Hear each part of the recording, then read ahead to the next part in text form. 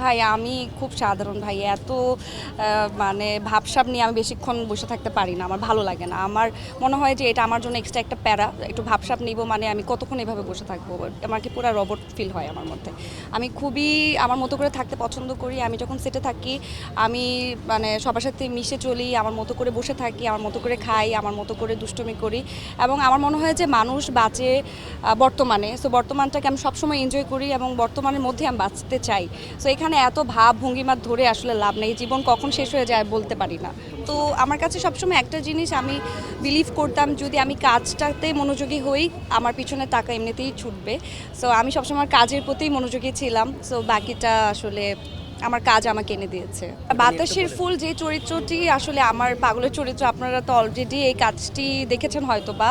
বাতাসের ফুল খুব দারুণ একটি গল্পে আমি কাজ করেছি। আমার চরিত্রর প্রচুর প্রশংসা পেয়েছি এবং অফকোর্স এই কাজটি আসলে আমার অনেক পছন্দের একটি কাজ। এবং পাগলের ভিডিওটা তো ভাই এখনও মানুষ আমাকে অনেকে বলে, আপু আপনি তো পাগল হয়ে গেছেন।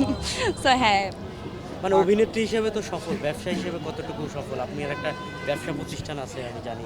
আচ্ছা, হ্যাঁ, আমার একটি নিজস্ব বিজনেস দিয়েছি একটু, মানে একটু শখ করে একটু আসলে। মানে নামটা নামটা বলে দিচ্ছি।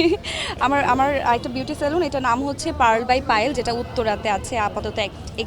একটি ব্রাঞ্চে আমি দিয়েছি। সো এটাই তো, ওখানে আমি টাইম দেই, কাজের ফাঁকে ফাঁকে আমি ওখানে টাইম দেওয়ার চেষ্টা করি।